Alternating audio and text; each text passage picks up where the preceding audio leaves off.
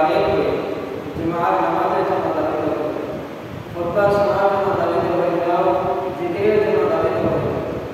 তো সেই মহান আল্লাহ পাক রব্বুল আলামিনের ডাকে সাড়া দিয়ে আপনার আমার দুনিয়ার যত কাজ করেছিল সমস্ত কাজগুলো থেকে ফারিগ হয়ে একমাত্র আল্লাহ পাক রব্বুল আলামিনকে সন্তুষ্ট করার উদ্দেশ্যে জুমার নামাজ পড়তে আসতে পেরেছি, এজন্য আরেকবার শুকরিয়া আদায় করে বলি আলহামদুলিল্লাহ। আলহামদুলিল্লাহ। সম্মানিত মুহতারাম হাজিরিন, আল্লাহ সুবহানাহু ওয়া তাআলা বলেন লাইন শাকারতুম লাযীদান্নাকুম ওয়া লাইন কাফারতুম ইন্না আযাবি লাশাদীদ। আল্লাহ তাআলা বলেন আমি আমার বান্দা বান্দীকে অসংখ্য অগণিত নিয়ামত দান করে থাকি। যে সকল বান্দা বান্দীরা আমি আল্লাহ তাআলার নিয়ামত পায় শুকরিয়া আদায় করে আমি আল্লাহ তাআলা তাদেরকে আর নিয়ামত বাড়াইয়া দেব। সুবহানাল্লাহ। আর যে সকল বান্দা বান্দীগণ আমি আল্লাহ তাআলার নিয়ামত পাইলে কিন্তু শুকরিয়া আদায় করব না, কৃতজ্ঞতা প্রকাশ করব না, আমি আল্লাহ পাক রব্বুল আলামিন ওই সকল বান্দা বান্দীদেরকে কঠিন আযাবে গ্রেফতার করে বলি নাউযুবিল্লাহ। তো মুহতারাম হাজিরিন, আল্লাহ সুবহানাহু ওয়া তাআলা আমাদেরকে অসংখ্য অগণিত নিয়ামত দান করেছেন। তার মধ্যে অন্যতম একটি নিয়ামত হচ্ছে আল্লাহ সুবহানাহু ওয়া তাআলা এই দুনিয়াতে আপনাকে আমাকে শ্রেষ্ঠ মানুষ হিসাবে, শ্রেষ্ঠ জাতি হিসাবে, শ্রেষ্ঠ উম্মত হিসাবে দুনিয়াতে পাঠিয়েছেন।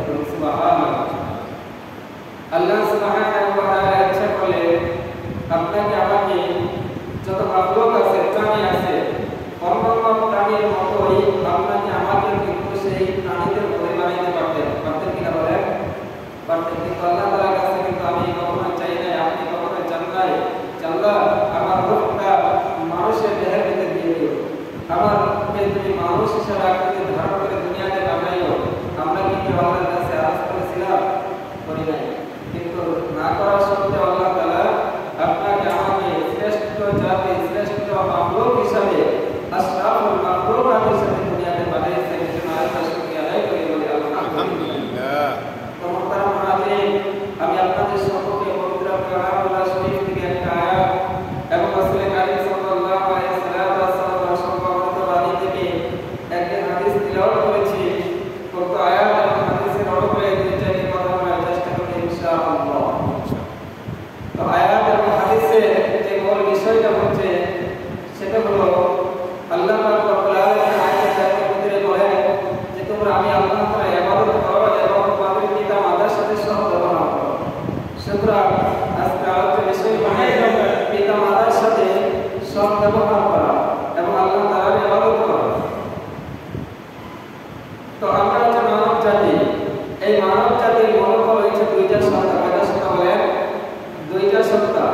একটা হচ্ছে হাকিকি সত্তা অর্থাৎ মূল স্রষ্টা, আরেকটা হচ্ছে জাহিরি সত্তা অর্থাৎ পিতা মাতা। মূল স্রষ্টা আল্লাহ তাআলা, যিনি কুল আলমের সৃষ্টিকর্তা, কিন্তু আল্লাহ পাক রব্বুল আলামিন পিতা মাতার মাধ্যমে আপনাকে আমাকে দুনিয়াতে পাঠিয়েছেন। আমাদের মূল স্রষ্টাকে বলেন আল্লাহ। মূল স্রষ্টাকে আল্লাহ। আল্লাহ তাআলা আপনাকে আমাকে পিতা মাতার মাধ্যমে দুনিয়াতে পাঠিয়েছেন। এজন্য বলা হয় যে এই মানব জাতির মূলত দুইটা সত্তা। একটা হচ্ছে হাকিকি সত্তা, প্রকৃত সত্তা যিনি আল্লাহ, আর একটা হচ্ছে জাহিরি সত্তা অর্থাৎ পিতা মাতা, যাদের মাধ্যমে আমরা দুনিয়াতে আগমন করেছি। এজন্য আল্লাহ পাক রব্বুল আলামিন বলেন রাব্বুকা আল্লা তা'বুদু ইল্লা ইয়্যাহ। আল্লাহ সুবহানাহু ওয়া তাআলা বলেন রাব্বুকা আল্লা তা'বুদু ইল্লা ইয়্যাহ। ইবাদত করবা একমাত্র আমি আল্লাহ তাআলার। আমি আল্লাহ তাআলাকে ছাড়া অন্য কারো ইবাদত করা যাবে না। অন্য কারো ইবাদত করা যাবে? যাবে না। এরপর আল্লাহ তাআলা বলেছেন আমার ইবাদত যখন শেষ হয়ে যাবে, যখন আমার ইবাদত থেকে তোমরা ফারিগ হবে, ওয়াবিল ওয়ালিদাইনি ইহসানা, এরপর তোমরা তোমাদের পিতা মাতার সাথে সদ্ব্যবহার করো, ভালো আচরণ করো, ভালো ব্যবহার করো। তো দেখেন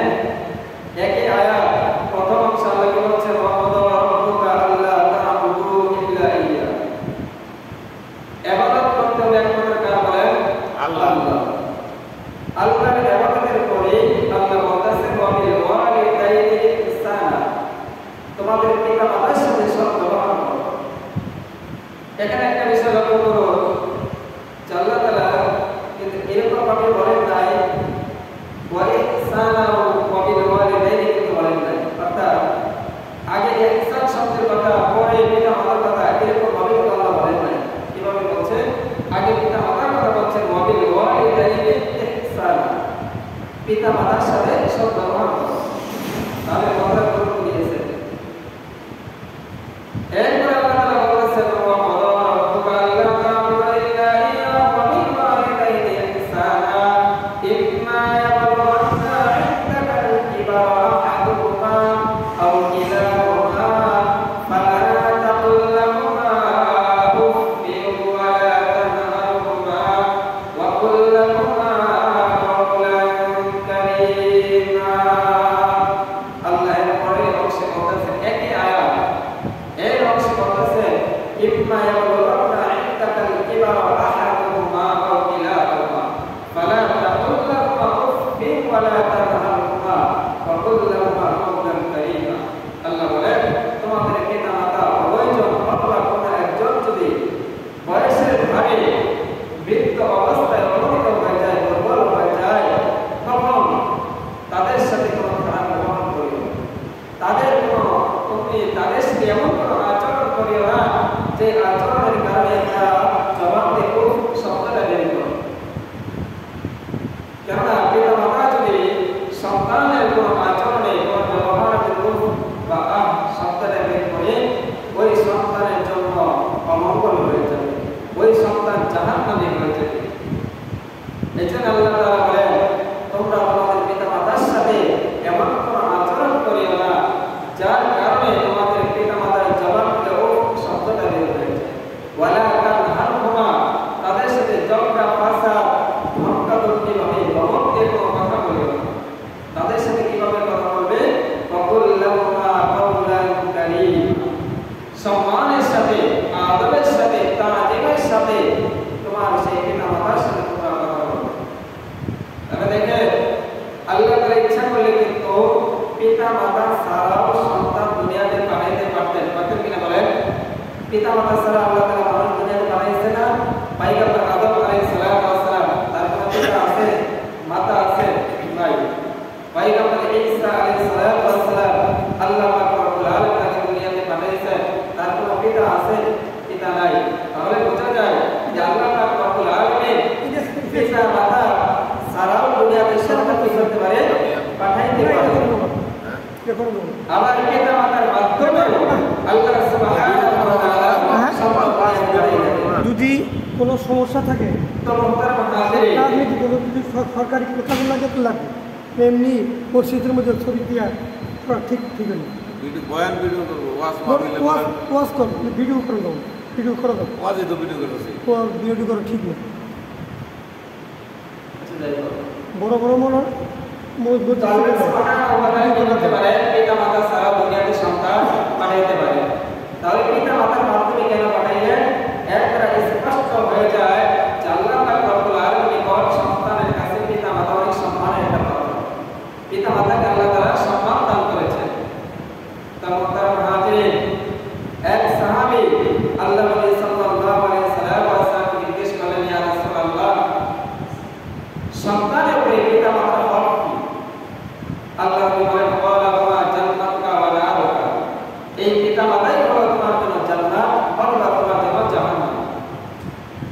অর্থাৎ আল্লাহ নবী সাল্লাল্লাহু আলাইহি ওয়াসাল্লাম বুঝাইতে চান, তুমি যদি তোমার পিতা মাতার সাথে সদ্ব্যবহার করে, তাদের সাথে ভালো আচরণ করে, তাদেরকে যদি সন্তুষ্ট রাখতে পারো, তাদেরকে যদি খুশি রাখতে পারো, তাহলে এই পিতা মাতাই তোমার জন্য জান্নাতে যাওয়ার কারণ হয়েছে, ওসিলা হবে। সুবহানাল্লাহ।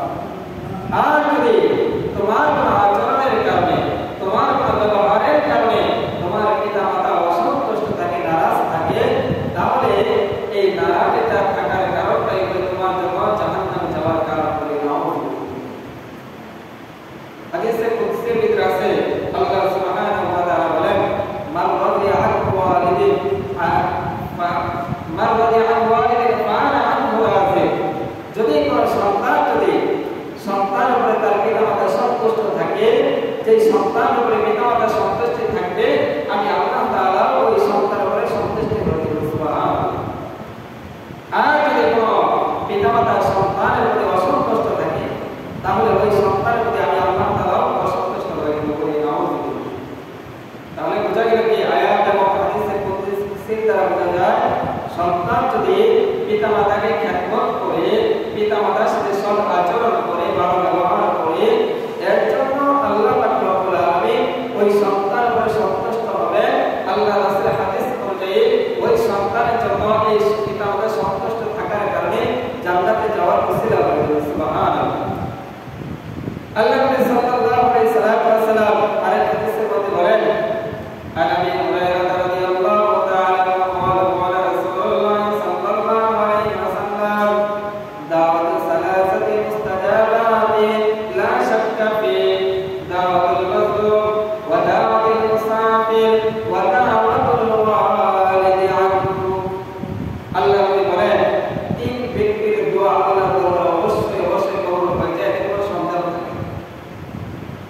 তিন ব্যক্তির মধ্যে এক নম্বর হলো দাওয়াতুল মাজলুম। যদি কোনো মাজলুম ব্যক্তি আল্লাহর কাছে দোয়া করে জালেমের জন্য, যে জালেম তাকে অনর্থকভাবে কষ্ট দিয়েছে, জুলুম করেছে, এই মাজলুম যদি ওই জালেমের জন্য দোয়া করে, এই দোয়া আল্লাহ তাআলা সরাসরি কবুল করেন। দুই নম্বর আল্লাহ নবী বলেন, ওয়াদাওয়াতুল মুসাফির। কোন মুসাফির ব্যক্তি যদি আল্লাহ তাআলার কাছে দোয়া করে, এই দোয়াটা আল্লাহ সুবহানাহু ওয়া তাআলা সরাসরি কবুল করেন, এতে কোনো সন্দেহ নেই। তিন নম্বর হচ্ছে, কোন পিতামাতা যদি সন্তানের জন্য দোয়া করে, এই দোয়াটা আল্লাহ সুবহানাহু ওয়া তাআলা সরাসরি কবুল করেন, এতে কোনো সন্দেহ থাকে না, কোনো পর্দা থাকে না। সুবহানাল্লাহ। এখানে একটা বিষয় খেয়াল করে দেখবেন যে আল্লাহর হাবিব কি বললেন, যে পিতামাতা যখনই সন্তানের জন্য কোনো দোয়া করেন, এই দোয়াটা আল্লাহ তাআলা সাথে সাথে কবুল করে নেন। অনেক সময় দেখা যায় অনেক পিতা অথবা মাতা সন্তানকে ধমক দেয়, অনেক খারাপ কথা বলে, এরকম বলে আল্লাহ করে নেয় না, আল্লাহ করে দেখে না, তুই মরতে পারস না, এরকম বলে কিনা বলেন? তো বলা যায় না কখন কোন দোয়াটা কবুল হয়ে যাবে। এর বাস্তব একটা ঘটনা আমি শুনে আপনাদেরকে মুক্তাগাছা, আপনারা চেনেন, মুক্তাগাছা নতুন বাজার থেকে দাপুনিয়া যাওয়ার যে রাস্তাটা আছে, ওইখানে পাশে একটা বাজার আছে, চন্দ্র বাজার করে না। ওই বাজারের পাশে একটা মা তার সন্তান ক্লাস 3-এ পড়ে। তো সন্ধ্যার সময় কেরোসিন তেল মানে বাতি জ্বালানোর জন্য কেরোসিন তেল আনার জন্য দোকানে পাঠাইবে। তো সন্তানটা যাইতে চাইতেছে না। ইতিমধ্যেই তার মা তাকে বলছে, তোর যে আল্লাহ বাড়িতে ফিরে না নিয়ে আসে। কি বলছে বলেন? তোকে কি আর বাড়িতে ফিরে না নিয়ে আসে। ঘটনাক্রমে ওই সন্তান যখন তেল আনতে বাজারে গেছে, ওই সন্তান আর ফিরে আসে না।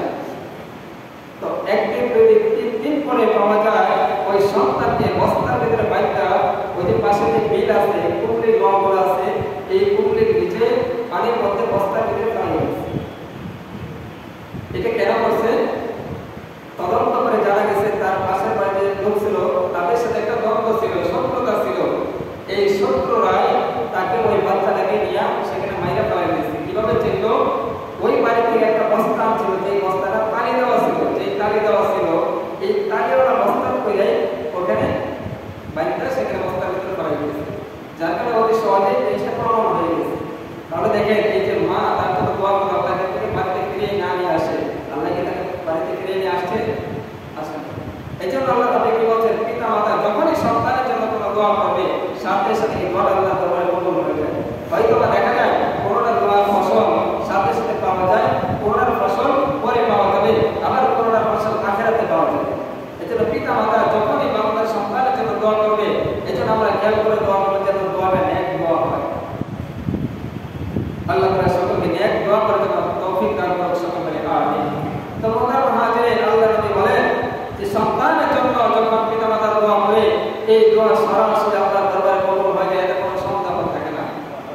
এক সাহাবী আল্লাহ নবী সাল্লাল্লাহু আলাইহি ওয়াসাল্লামকে জিজ্ঞেস করলেন, ইয়া রাসূলুল্লাহ, যদি কোনো সন্তানের উপরে পিতামাতা নারাজ অবস্থায় মৃত্যুবরণ করে, তাহলে তার থেকে মুক্তি পাওয়ার মতো কোনো উপায় আছে কিনা, কোনো পথ আছে কিনা?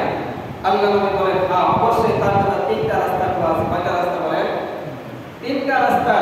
কোন পিতা মাতা সন্তানের উপর অসন্তুষ্টি থাকা অবস্থায় মারা গেছে, এখন কি করে ওই পিতাকে সন্তুষ্ট করা যায়? আল্লাহ নবী বলেন এর জন্য তিনটা পথ খোলা আছে। কয়টা পথ বলেন? তিনটা পথ। আল্লাহ নবী বলেন এক নম্বর পথ হচ্ছে ওই সন্তান নেককার হবে। কি হবে বলেন? নেককার হতে হবে, নেক আমল করতে হবে। যদি নেক আমল করে যদি দোয়া করে আল্লাহ তাআলা তার পিতার যদি এই সওয়াবগুলো পৌঁছে দেয়, হতে পারে আল্লাহ সুবহানাহু ওয়া তাআলা তাকে মাফ করে দেবেন। সুবহানাল্লাহ।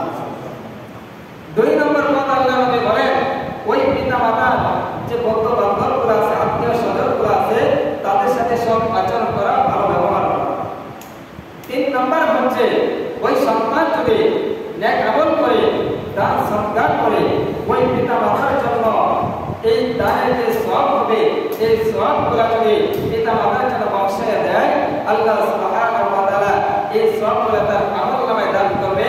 এই সওয়াব পাওয়ার কারণে ওই পিতা মাতার সন্তানের উপরে সন্তুষ্টি হয়ে গেল। সুবহানাল্লাহ। তাহলে কত কয়টা আছে বলেন? তিনটা। মনে করেন কেউ পিতা মারা গেছে, দুনিয়াতে চলে গেছে, কিন্তু কোনো কারণে সন্তানের উপর অসন্তুষ্ট ছিল, তাকে সন্তুষ্ট করার তিনটা রাস্তা। একটা হবে নিজে নেককার হওয়া, নেককার হতে হবে। দুই নম্বর কি ওই পিতা মাতার যে বন্ধু বান্ধবগুলো আছে, আত্মীয় স্বজনগুলো আছে, তাদের সাথে সৎ আচরণ করা, ভালো ব্যবহার করা। তিন নম্বর কি ওই পিতা মাতার জন্য নফল ইবাদত করে, দান সদকা করে যে সওয়াবগুলো হবে, এই সওয়াবগুলো তাদের রবের জন্য বখশিয়ে দেওয়া। মুহতারাম হাজিরিন, এই সন্তানের জন্য পিতা মাতার দোয়া কেমন ভাবে কবুল হয়ে যায়? আল্লাহ নবী সাল্লাল্লাহু আলাইহি ওয়াসাল্লাম বলেন, কিতাবের মধ্যে এক ঘটনা আসছে, পয়গম্বর মুসা আলাইহিস সালামের জমানায় পয়গম্বর মুসা আলাইহিস সালাম তোর পাহাড়ে কথা বলতেন। একদিনের ঘটনা, পয়গম্বর মুসা আলাইহিস সালাম কথা বলতে বলতে আল্লাহর কাছে ফরিয়াদ করতেছেন, আপনি করিম, আজকে আমাকে এমন এক ব্যক্তির সাথে সাক্ষাৎ করাই দিন যে ব্যক্তি জান্নাতে আমার রফিক হবে, অর্থাৎ দোস্ত হবে।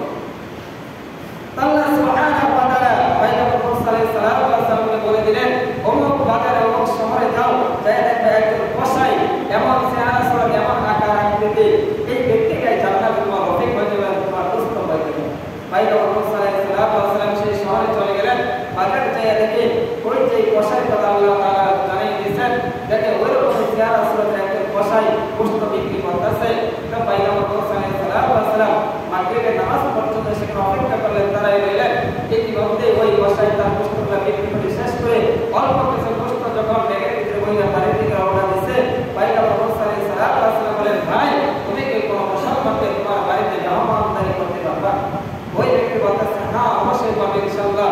তো পয়গম্বর মুসা আলাইহিস সালাম বলতেন, তাহলে আমাকে একটু নিয়ে চলো। তো ওই ব্যক্তি কি করলেন, পয়গম্বর মুসা আলাইহিস সালামের সাথে নিয়ে চলে গেলেন তার বাড়িতে। যাওয়ার পর ওই কসাই লোককে বাড়িতে যাওয়ার পরে এক ঘরের কোণা থেকে একজন জীর্ণ শীর্ণ খুবই দুর্বল একজন বৃদ্ধাকে তিনি সেখান থেকে আনলেন। আনার পর ওই গোশতগুলো সুন্দর করে রান্না করলেন। রান্না করার পর ওই গোশতগুলো নিজের হাতে চামচের সাহায্যে তাকে খাওয়াইলেন। সুন্দর কাপড় চোপড় পরাইয়া আবার সেখানে যখন রাখতে গেলেন, এর মধ্যে দেখা যায় ওই বৃদ্ধার জবান দিয়ে ঠোঁট নাড়াইয়া অস্পষ্ট ভাষায় কি যেন বলতেছে, জোরে কথা বলতে পারে না। এটা পয়গম্বর মুসা আলাইহিস সালাম লক্ষ্য করেছেন। তো দেখার পরে পয়গম্বর মুসা আলাইহিস সালাম বলতেছেন, ভাই এই লোকটা, এই বৃদ্ধ লোকটা জবান দিয়ে কি বলতেছে? তো ওই কসাই ব্যক্তি বলতেছে, তিনি বলতেছে যে আল্লাহ তাআলা যেন পয়গম্বর মুসা আলাইহিস সালামের সাথে জান্নাতের ভিতরে সাক্ষাৎ করাই দিয়েছে। সুবহানাল্লাহ। তো পয়গম্বর মুসা আলাইহিস সালাম বলতেছেন, আমি এই কথা তাৎপর্য কিছুই বুঝলাম না, আমাকে বুঝিয়ে বলেন।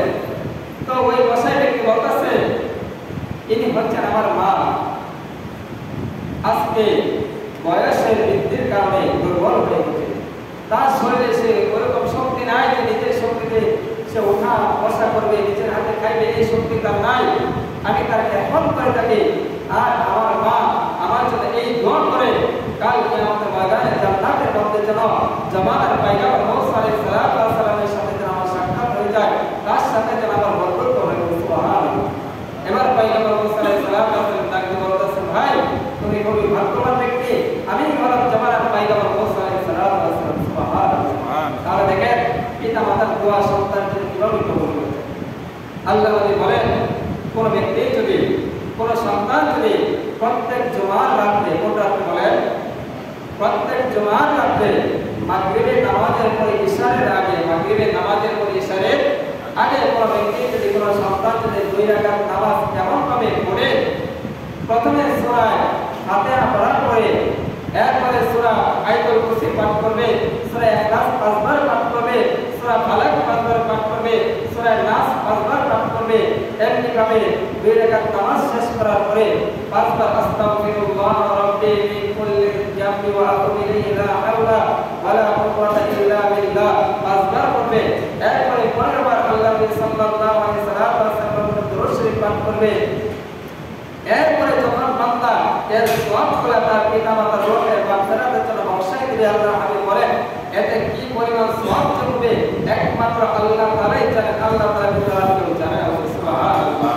কোন সন্তান যদি এরকম 2 রাকাত নামাজ পড়ে তার পিতা অথবা মাতার জন্য দোয়া করে, আল্লাহ পাক রব্বুল আলামিন তাদেরকে সন্তুষ্ট করে দেয়, অর্থাৎ সন্তানের যে হকটা ছিল এই হকটা আদায় করে দেয়। সুবহানাল্লাহ। আমলটা করা সহজ কিনা বলেন? আমলটা কি বললাম? প্রত্যেক জুমার রাতে, কোন রাতে? অর্থাৎ বৃহস্পতিবার, শুক্রবার, আসে যে রাতটা, এটাকে বলা হয় জুমার রাত। এই রাতে মাগরিবের নামাজের পরে ইশারের আগে 2 রাকাত নামাজ কিভাবে পড়বে, যেভাবে নামাজ পড়ি সাথে নামাজটা ওইভাবে, কিন্তু কেরাতগুলো কিভাবে পড়বে? প্রথম রাকাতে সূরা ফাতিহা পড়বে, সূরা ফাতিহার পরে আয়াতুল কুরসি একবার, আয়াতুল কুরসি কয়বার বলেন? একবার। এরপর সূরা ইখলাস 5 বার, সূরা ইখলাস কয়বার? 5 বার।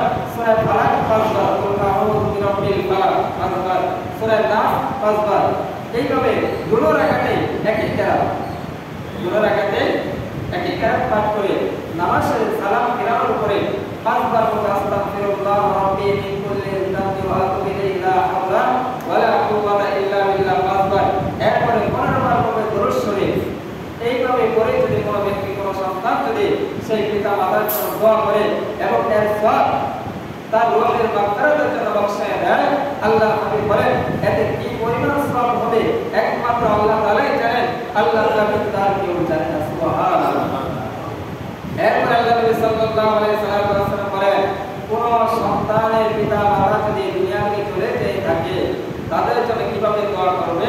কবরের পাশে যায় যদি কোনো সন্তান দোয়া করে, প্রত্যেক জুমার দিন অন্ততভাবে যদি যায় জিয়ারত করে দোয়া করে সূরা ফাতিহা পড়ে এবং আল্লাহ তাআলা যে আয়াতগুলি শিখিয়ে দিয়েছেন এই দোয়াটা করে রব্বিরহামহুমা কামা রাব্বায়ানি সগীরা, রব্বিরহামহুমা কামা রাব্বায়ানি সগীরা।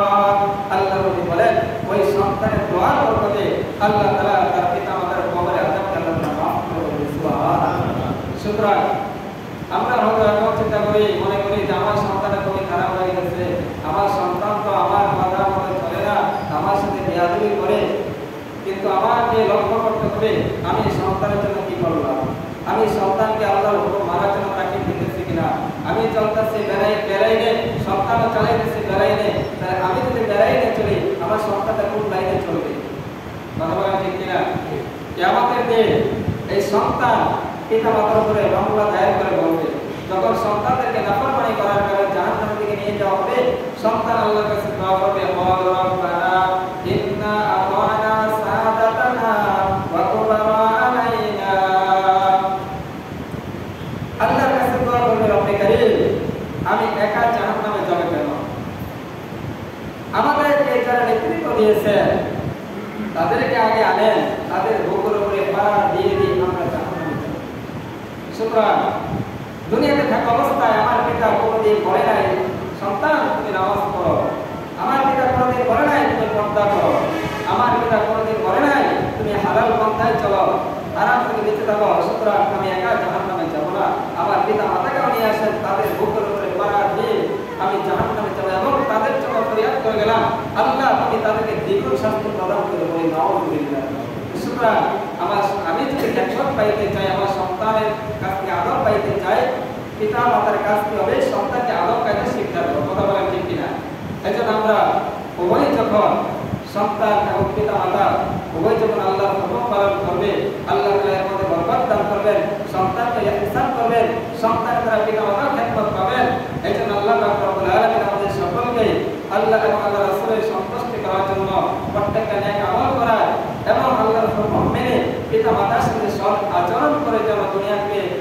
বিদায় নিতে পারে আল্লাহ তাআলা সকলকে তৌফিক দান করুন সকলে বলি আমিন ওয়া